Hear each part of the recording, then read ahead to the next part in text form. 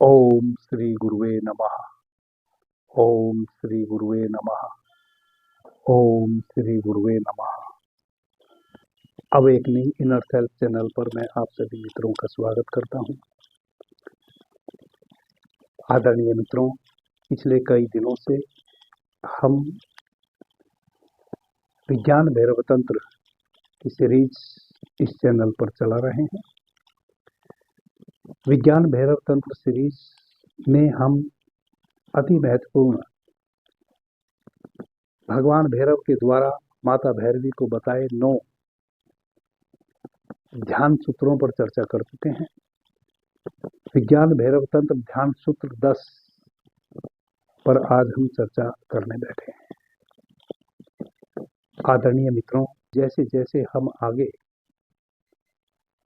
विज्ञान भैरव तंत्र की ध्यान सूत्रों में प्रवेश करेंगे, वैसे वैसे यह अति सूक्ष्म होता चला जाएगा और आप चमत्कृत होते चले जाएंगे मेरे द्वारा इन ध्यान विधियों को जानने के पश्चात। मेरी अपनी इन 40 वर्ष की साधना में जिस प्रकार से मैं आपके समक्ष विज्ञान भैरव तंत्र विधियों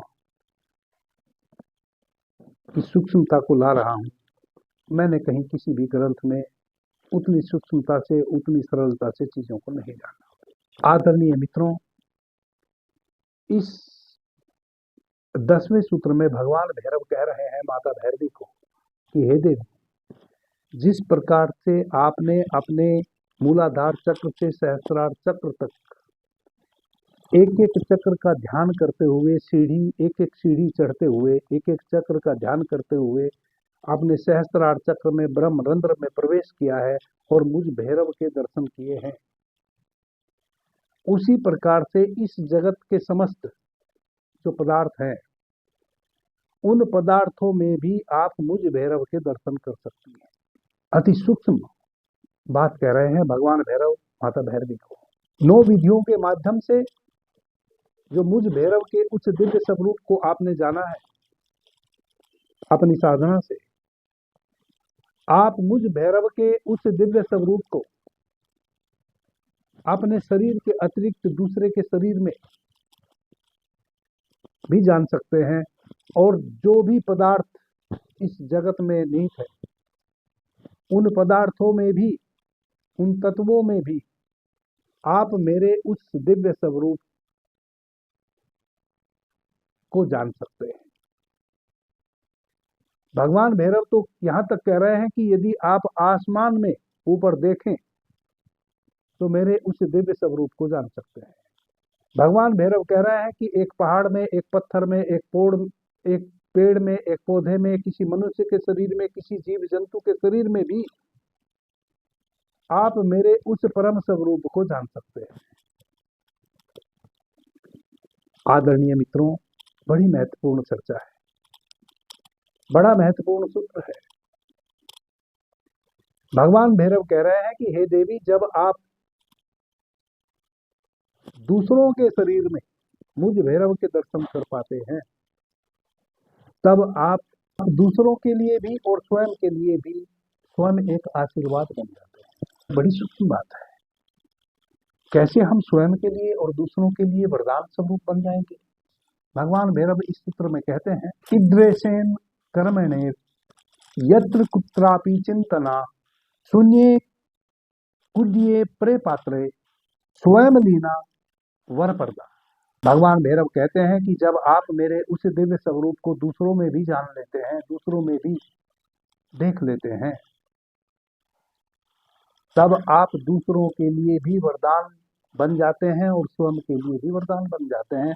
वरदान पर्दा बन जाते हैं, वरदान देने वाले बन जाते हैं, देवता तुल्य बन जाते हैं। जब दूसरे में मैं दृश्यमान आपको होने लगूं, कंकड़ में, पत्थर में, पशु में, पक्षी में, मनुष्य में, मेरे अतिरिक्त दूसरे में, वैसा मनुष्य वरदान पर्दा बन जाता है। जो हमने पीछे विज्ञान भैरव तंत्र की 9 विधियों को साधा है अपने भीतर, और 9 प्रकार से हमने भगवान भैरव के उस दिव्य स्वरूप को जानने की प्रक्रिया से हम गुजरे हैं, हमने ध्यान किया है, साधा है। हम बाहर, मेरे इस भौतिक शरीर के बाहर, इस शरीर के अतिरिक्त समस्त जगत में कैसे मैं उस भगवान भैरव के दिव्य स्वरूप को जानूं, इसी पर आज हम चर्चा करने वाले हैं। बहुत सूक्ष्म सूत्र है और बहुत ही सूक्ष्म मैं आपको विधि बताने वाला हूं, कैसे आप अपने घर की दीवारों में प्रकाश को जानें, कैसे आप अपने घर के आंगन में गमले में लगे छोटे से पौधे में उस दिव्य स्वरूप को जाने, या किसी बड़े वृक्ष में उस दिव्य स्वरूप को जाने। यह बहुत महत्वपूर्ण सूत्र है। जैसे जैसे भगवान भैरव एक एक सूत्र को बता रहे हैं, मैंने सोचा कि मैं क्रम से वैसे ही उन सूत्रों को आपके समक्ष लाऊंगा और उन सूत्रों में आप प्रवेश कर सके, आप जी सके उन सूत्रों को, उस अभ्यास को आपको बताऊंगा। आदरणीय मित्रों, मैं उन सभी मित्रों का धन्यवाद करता हूं, उनके प्रति अनुग्रह प्रकट करता हूं, जिन्होंने आज हमारे वो चैनल को ज्वाइन किया है। बहुत से मित्रों ने आज हमारे चैनल को सर्वप्रथम ज्वाइन किया है। जिन मित्रों ने ज्वाइन किया है, इसका मतलब है हमारे इस चैनल को आगे बढ़ाने में सहयोगी बन गए। यूं तो मुझे सभी सुनने वाले, जितने भी मित्र मुझे सुन रहे हैं, सभी हमारे इस चैनल को आगे बढ़ने में सहयोग अपने अपने तरीके से कर रहे हैं। यदि आप मुझे सुन रहे हैं, मेरे वीडियो को लाइक कर रहे हैं, कमेंट कर रहे हैं, तभी मैं अगली विधि पे आपके समक्ष चर्चा करने आ जाता हूं। यदि आप ना सुने, ना कमेंट करें, ना लाइक करें और ना सुने, तो फिर अगली चर्चा करने का प्रयास मैं भी नहीं करूंगा। जब कोई सुनने वाला ही नहीं होगा तो सुनाने की भी कोई अनिवार्यता नहीं रह जाएगी। आप सुनते हैं, मुझे कमेंट करते हैं, यही आपका बहुत बड़ा योगदान है हमारे इस चैनल को आगे बढ़ाने में। क्योंकि आप सुनते हैं, इस कारण से मैं सीरीज को आगे बढ़ा रहा हूं। लेकिन आज कई मित्रों ने हमारे चैनल को आर्थिक मदद भी दी, हमारे चैनल को ज्वाइन करके। उनके प्रति मैं अपना अनुग्रह प्रकट करता हूं, उनका धन्यवाद करता हूं। आदरणीय मित्रों, हमारे जीवन में कोई ना कोई हमारा गुरु है। ऐसा कोई भी व्यक्ति नहीं है जिनके जीवन में उनका कोई आध्यात्मिक गुरु ना हो। अनिवार्य नहीं है कि कोई सन्यासी ही हमारा आध्यात्मिक गुरु बने। हमारा पिता हमारा आध्यात्मिक गुरु हो सकता है, मेरा भाई मेरा आध्यात्मिक गुरु हो सकता है, मेरी बहन मेरी आध्यात्मिक गुरु हो सकती है, और माता तो हमारी सर्वस्व होती ही है। माता तो हमारी जन्मदात्री ही है, वह हमारी गुरु भी है। हम अपनी माता के माध्यम से ही अपने जीवन में धीरे धीरे बहुत कुछ सीखते हैं,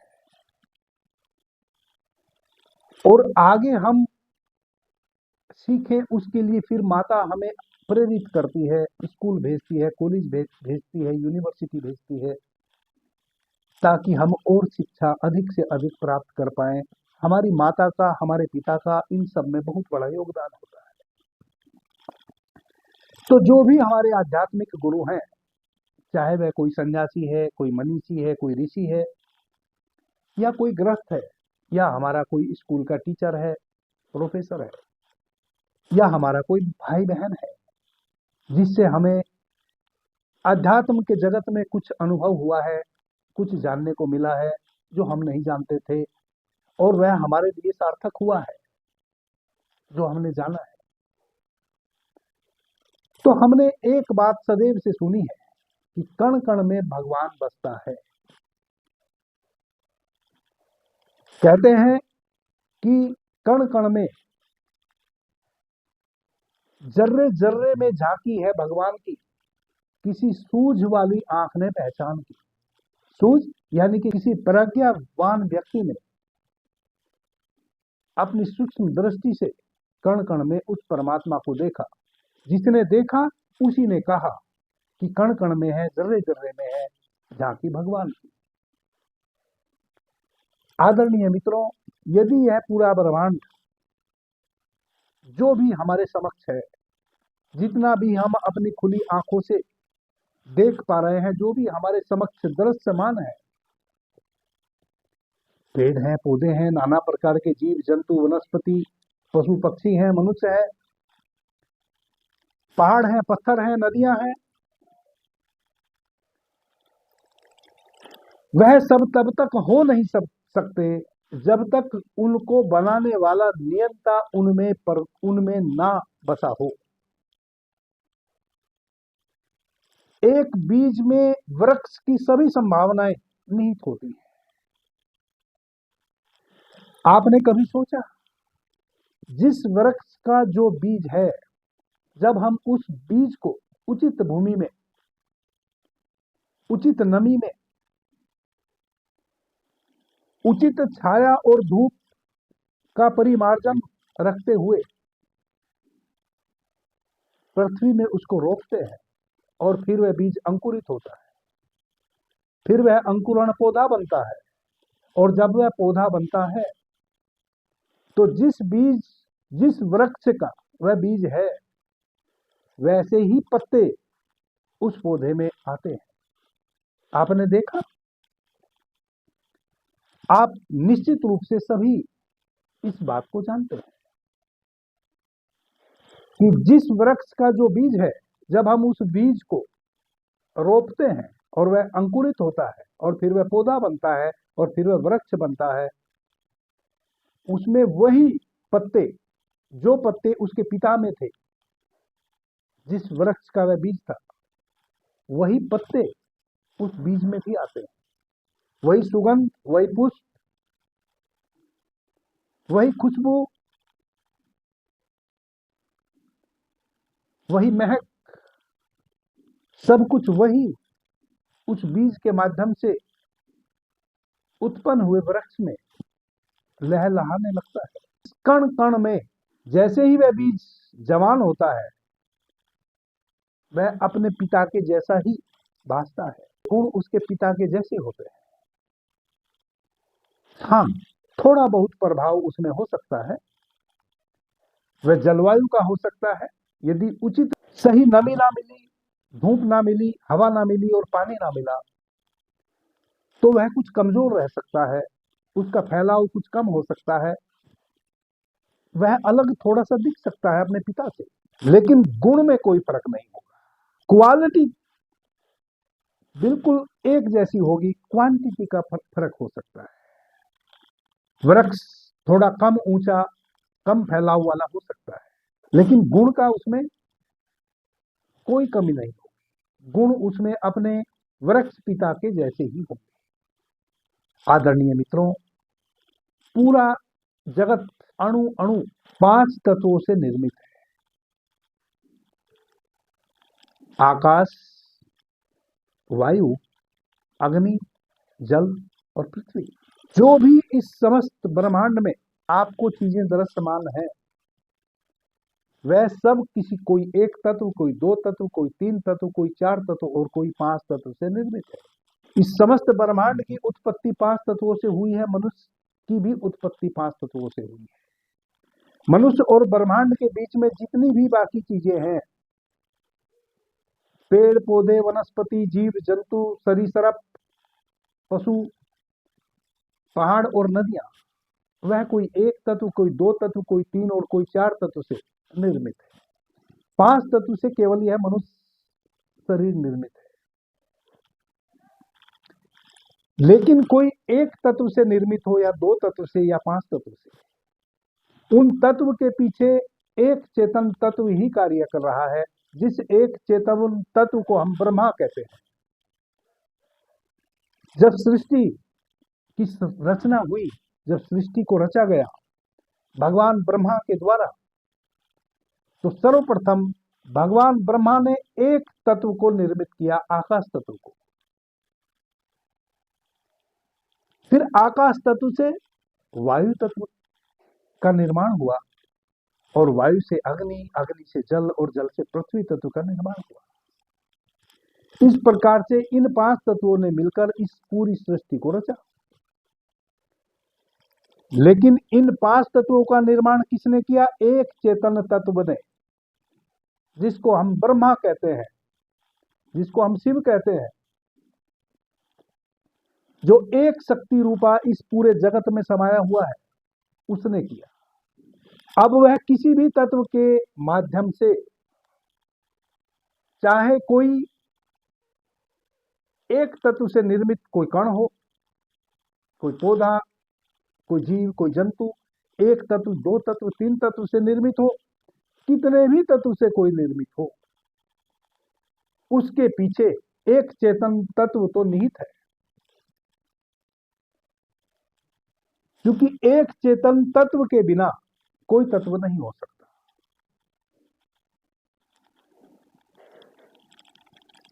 इतनी बात मैं समझता हूं आपको स्पष्ट हो गई होगी। अब यदि हम एक बालू का कण भी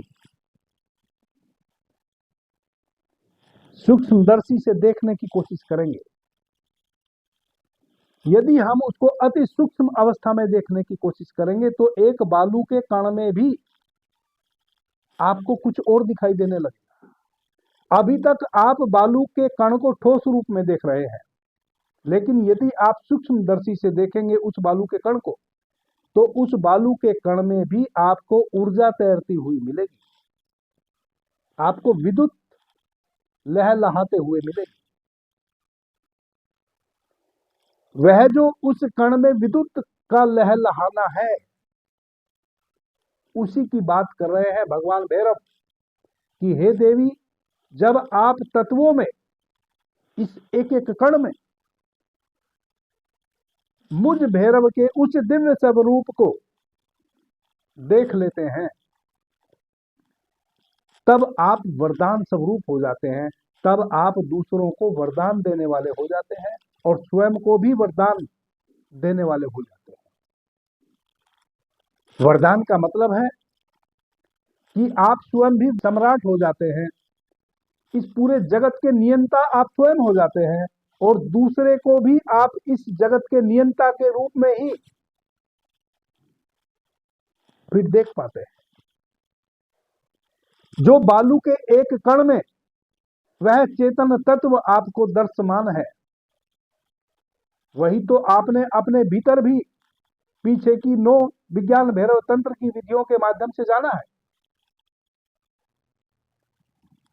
उसी चेतन तत्व को आप एक बालू के कण में भी जान रहे हैं, अपने घर की दीवार में जान रहे हैं, अपने समक्ष बैठे दूसरे व्यक्ति के भीतर देख रहे हैं, किसी पशु, पक्षी, पेड़ पौधे के भीतर देख रहे हैं।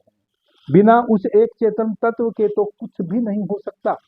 अभी तक की वैज्ञानिकों की रिसर्च है कि यह पूरा जगत चुंबकीय आयन से ओतप्रोत है, और वैज्ञानिक अपनी रिसर्च में यह भी पाते हैं कि यह चुंबकीय आयन इतना सूक्ष्म है कि यह किसी भी चीज को भेद के उसके पार निकल जाता है। कितना भी बड़ा कोई पहाड़ हो, उस पहाड़ को भी यह भेद के उसके पार निकल जाता है। जिसको वैज्ञानिक चुंबकीय आयन कह रहे हैं, ऋषियों ने, मनीषियों ने, महर्षियों ने अपनी साधना से उसी एक चेतन तत्व को ब्रह्मा के रूप में जाना है। आज नहीं कल जो वैज्ञानिक अभी कहते हैं इस ब्रह्मांड को किसी ने नहीं बनाया, यह ब्रह्मांड एक चुंबकीय आयन से ओतप्रोत है, आज नहीं कल विज्ञान विवश हो जाएगा यह मानने के लिए कि जिसको वह एक चुंबकीय आयन समझ रहे हैं, वही है भगवान ब्रह्मा की शक्ति, वही है एक चेतन तत्व। और उस एक चेतन तत्व को मनुष्य अपनी साधना से अपने भीतर घटा सकता है, बढ़ा सकता है। घटा सकता है, बढ़ा सकता है, इसका मतलब क्या हुआ? इसका मतलब यह हुआ कि जब आप अपने भीतर उस एक चेतन तत्व को देखते हैं, तब आप एक सीमा में देखते हैं, आप एक सीमा में बंध जाते हैं, मैं हूं और दूसरा कोई है। और जैसे ही आप अपने भीतर के उस परम प्रकाश को फैलाते हुए अपने शरीर से बाहर निकलते हैं, फिर उसी परम प्रकाश को आप एक एक बालू के कण में भी देखते हैं, तब आप उसको बढ़ा लेते हैं। इसका मतलब यह हुआ कि आप अब समस्त में उसको देख रहे होते हैं। जब आप समस्त में उस परम प्रकाश को देख रहे होते हैं, तब आप और वह प्रकाश दो नहीं होते, एक हो जाते हैं। और जब एक हो जाते हैं आप, जब वह दूरी समाप्त हो जाती है, जब सब में आपको वही दिखाई देने लगता है जो आपको अपने भीतर भी दिखाई दिया, उसी को भगवान भैरव कह रहे हैं कि तब आप वरदान स्वरूप हो जाते हैं। जैसे ही आप समस्त के साथ जुड़ते हैं, आप भी समस्त हो जाते हैं। फिर आपका दुख, आपका सुख, और इस समस्त का दुख और सुख दो नहीं, एक हो जाते हैं। आपके जो भी दुख है उसके प्रति भी समस्त की जिम्मेवारी हो जाती है। समस्त यानी कि जिसको हम यूनिवर्स कहते हैं, ब्रह्मांड कहते हैं, उसी को मैं समस्त कह रहा हूं। इस समस्त ब्रह्मांड की जिम्मेवारी हो जाती है आपके प्रति, और आपकी जिम्मेवारी हो जाती है इस समस्त के प्रति। इसी को कह रहे हैं भगवान भैरव कि आप वरदानी बन जाते हैं अपने लिए और दूसरों के लिए, क्योंकि आप समस्त के साथ जुड़ जाते हैं। और जैसे ही आप समस्त के साथ जुड़ते हैं, जब तक आप अकेले थे, कहते हैं ना, बंद है मुट्ठी तो लाख की और खुल गई तो खाक की। अब आप समस्त के साथ मिल गए, एक हो गए, एकाकार हो गए, शक्तिशाली हो गए। अब आपको तोड़ा नहीं जा सकता, झुकाया नहीं जा सकता। इसका मतलब यह हुआ कि समस्त और आप अब दो नहीं है। जब तक आप अलग थे, समस्त अलग था, तब तक आपके जीवन में नाना प्रकार के दुख थे, तकलीफ थी, कष्ट थे, और आप उन दुख और तकलीफों के पीछे नाना प्रकार की चीजों को कारण समझते थे। अब सब कारण गिर गए, कोई कारण ना बचा तो कोई दुख भी ना बचा, कोई तकलीफ भी ना बची। कैसे ना बची? दुख तकलीफ तभी तक तो है जब तक आप स्वयं को अलग समझ रहे हैं। जैसे ही समस्त के साथ एकाकार हुआ, तैसे ही आपने अपने सब दुख ब्रह्मांड के जिम्मे कर दिए। अब तुम जानो तुम्हें मुझे कैसे रखना है, दुख में रखोगे या सुख में रखोगे, तुम्हारी जिम्मेवारी। मैं तो तुमसे जुड़ गया, मैं तो अब अलग आपसे रहा नहीं। अब यदि आपको दुखी रहना है तो आप दुखी रहे, आप दुखी रहे यानी कि मैं भी दुखी रहूंगा। जब मैं जिससे जुड़ गया हूं वह यदि दुखी रहेगा तो मैं भी दुखी रहूंगा, और इस जगत में कौन दुखी रहना चाहता है? यह पूरा ब्रह्मांड निरंतर निरंतर फैलाव में है। ब्रह्मांड समिटता नहीं है, कभी निरंतर फैलता है। ब्रह्मांड निरंतर बढ़ रहा है, फैल रहा है। यह वृद्धि होती है, डिमोरलाइजेशन नहीं है। निरंतर आप अप हो रहे हैं, डाउन नहीं होते। यहां आपकी प्रोन्नति ही होगी, निरंतर आपकी प्रोन्नति होगी। जैसे ही आप समस्त के साथ जुड़ जाते हैं, जैसे ही आप ब्रह्मांड के साथ एकाकार कर लेते हैं, यूनिवर्स के साथ एकाकार कर लेते हैं, तैसे ही आप प्रोन्नति ही होगी, आपकी उन्नति ही होगी। अब आपका डिमोरलाइजेशन नहीं होगा, अब आप डाउन नहीं होंगे, आप बढ़ेंगे, फैलेंगे। और भगवान भैरव कह रहे हैं कि उसका तरीका क्या है कि आप मुझे कण कण में मेरे उस परम प्रकाश को, जब आप कण कण में मेरे उस परम प्रकाश को, हे देवी, देख पाते हैं, तब आप मुझ भैरव से समस्त के माध्यम से जुड़ जाते हैं और स्वयं के लिए और दूसरों के लिए वरदानी बन जाते हैं। आदरणीय मित्रों, कैसे हम एक एक कण में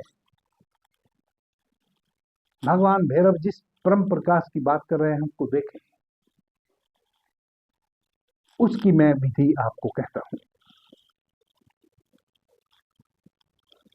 जैसा कि पूर्व की भांति, जैसे पूर्व में हम ध्यान की तैयारी के लिए बैठते हैं, वैसे ही ध्यान की तैयारी में बैठें। यदि किसी मित्र ने कोई आसन नहीं साधा है और आपकी ध्यान में रुचि है, आप एक आसन साध रहे हैं। और आसन साधने की विधि क्या है? विधि यह है कि जो भी आसन आपने साधना है, जैसे मैं 4 आसन अति महत्वपूर्ण मानता हूं: सिद्धासन, वज्रासन, सुखासन और पद्मासन। इन चारों में से एक आसन को यदि आप साध लें, साधना कैसे है? अधिक से अधिक आप उस आसन में बैठे।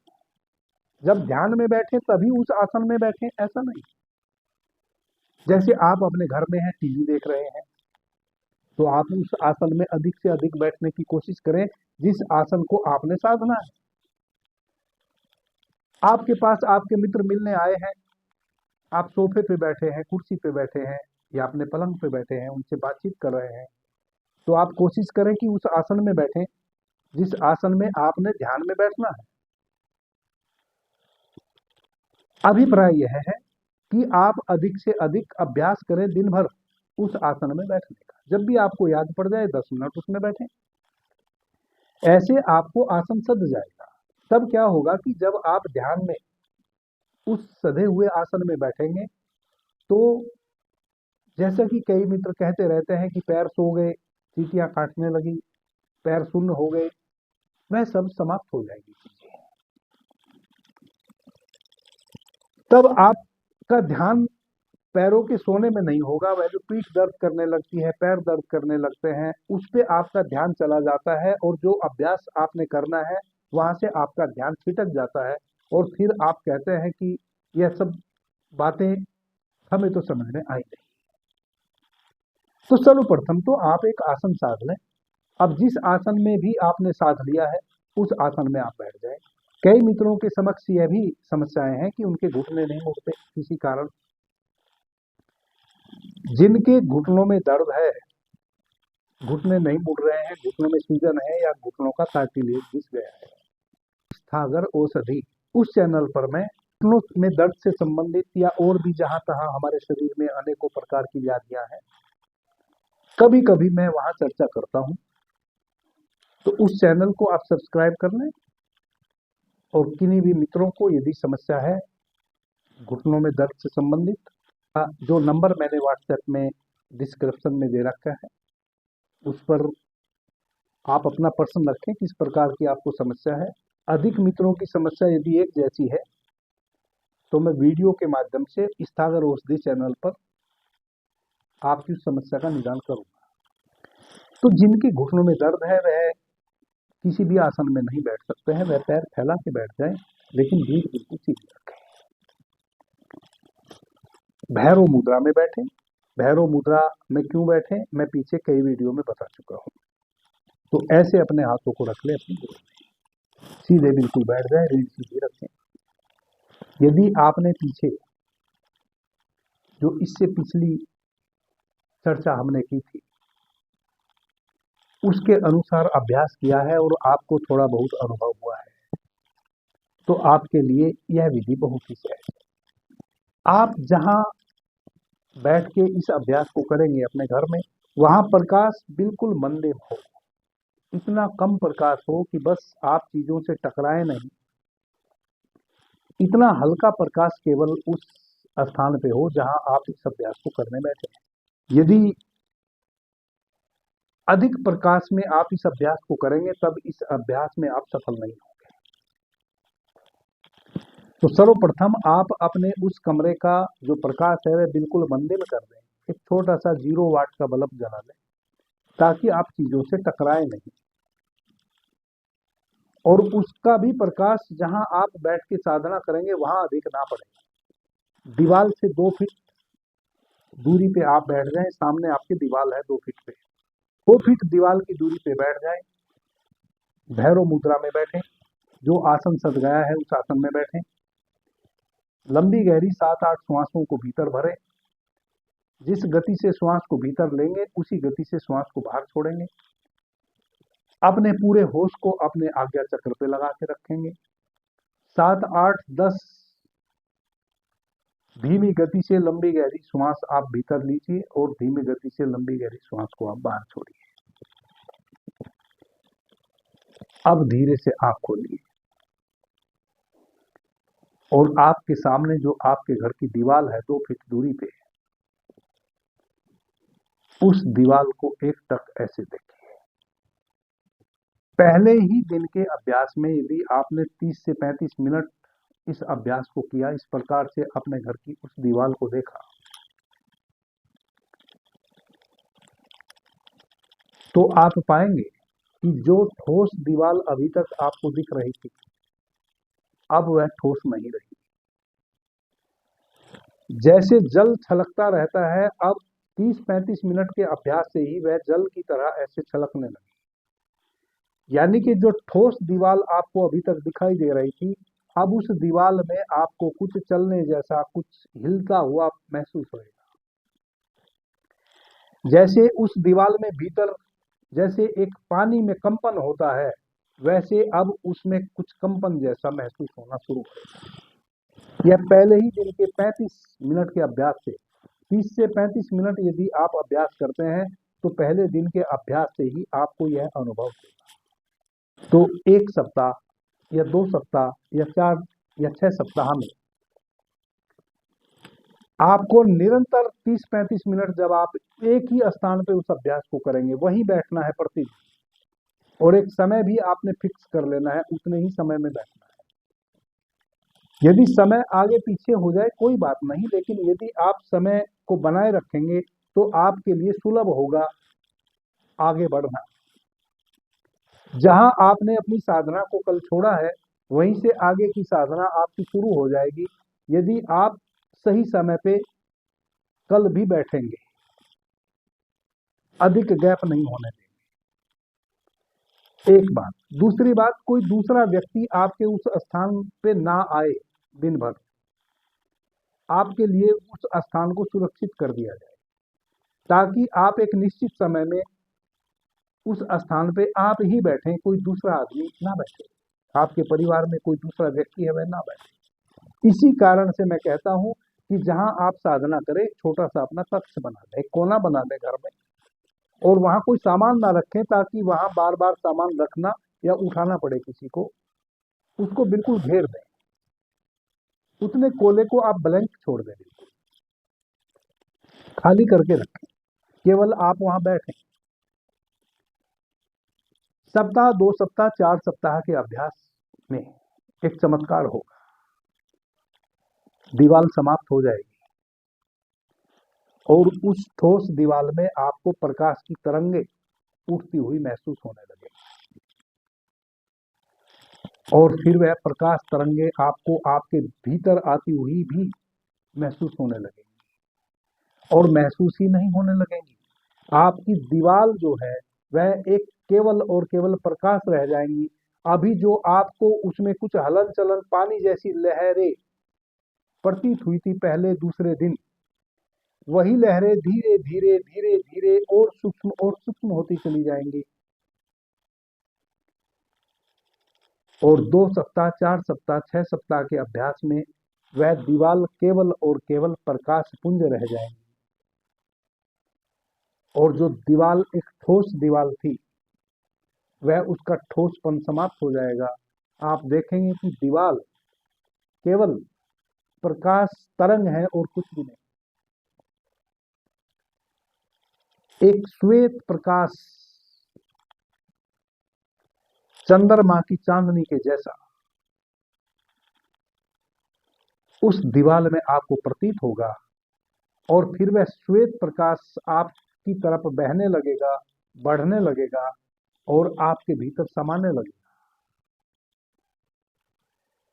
जब वह श्वेत प्रकाश आपके भीतर समाने लगे,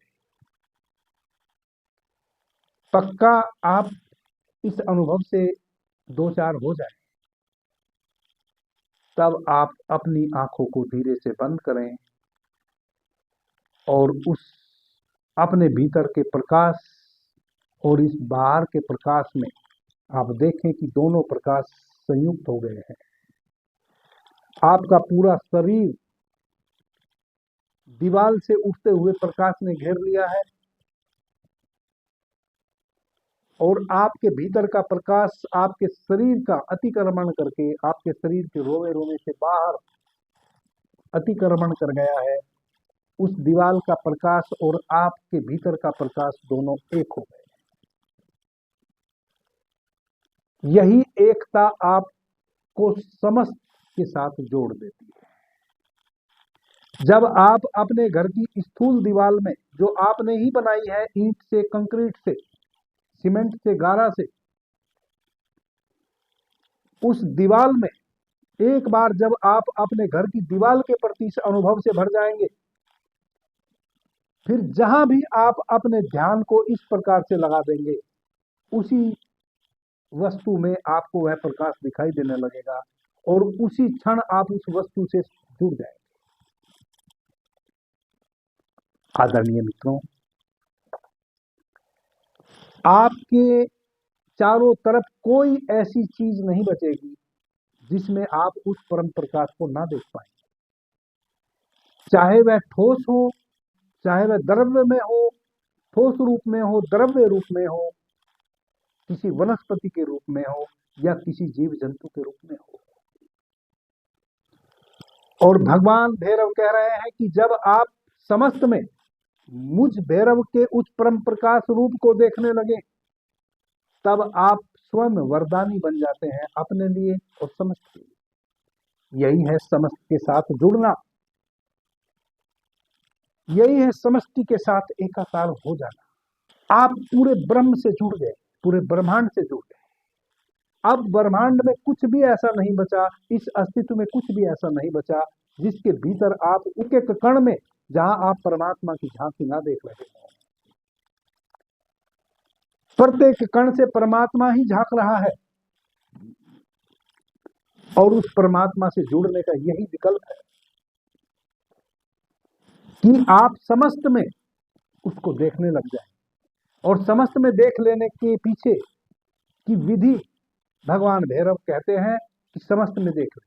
कैसे देखें, वह विधि मैंने आपको बताई। आदरणीय मित्रों, इस विधि के माध्यम से आप उस अवस्था में पहुंच जाते हैं जो कबीरदास जी कहते हैं, हेरत हेरत हे सखी गया कबीर हिराई, और बूंद समानी समुद्र में सोकत हेरी जाए। एक बार जब आप इस अनुभव से भर जाते हैं, तब आप देख पाते हैं कि जो परम प्रकाश मेरे भीतर है वही सामने वाले के भीतर है, वही किसी वनस्पति में है, वही किसी एक एक अणु में है, कण में है। अब मैं किसको पराया कहूं, किसको अपना कहूं, सब मेरे हैं। तब आपके हाथ उठते हैं समष्टि के लिए। तब आप कहते हैं कि इस पूरे जगत में सबका भला हो, सबका शुभ हो, अपना नहीं। जब सबका शुभ हो, सबका शुभ हो, जब मेरे से अलग अब कुछ बचा ही नहीं, तो मैं किसके शुभ की आकांक्षा करूं? समस्त के शुभ की आकांक्षा करूं। इसलिए हमारे ऋषियों ने, हमारे मनुष्यों ने वसुधैव कुटुंबकम कहा है कि यह पूरा समस्त, यह सारा जगत हम एक परिवार है। इसलिए हमारे ऋषियों ने अपनी प्रार्थनाओं में समस्त के अच्छे की बात कही है, समस्त के शुभ की बात कही है। इन अवस्थाओं में ही वह बात कही गई है। हमारे मनुष्यों ने, हमारे ऋषियों ने, हमारे पूर्वजों ने समस्त के साथ एकाकार किया है, और जब समस्त के साथ एकाकार किया है, तभी उन्होंने वसुधैव कुटुंबकम की परिकल्पना की है। आदरणीय मित्रों, सबका शुभ हो, सबका भला हो, सबके लिए आप वरदानी बन गए। आप समस्त के लिए वरदानी बन गए, समस्त आपके लिए वरदानी बन गया। आप समस्त के हो गए, समस्त आपका हो गया। आपके दुख समस्त के दुख, समस्त के दुख आपके दुख, और जो भी अच्छा बुरा, यश अपयश, मान सम्मान घट रहा है, समस्त में ही तो घट रहा है। इस जगत से बाहर ना कुछ बुरा घट सकता है, ना अच्छा घट सकता है। अभी के लिए इतना ही। आपने मुझे ध्यान से, प्रेम से सुना, उससे मैं बहुत अनुग्रहित हूँ। सभी मित्रों को मेरा प्रणाम, धन्यवाद। हर हर महादेव।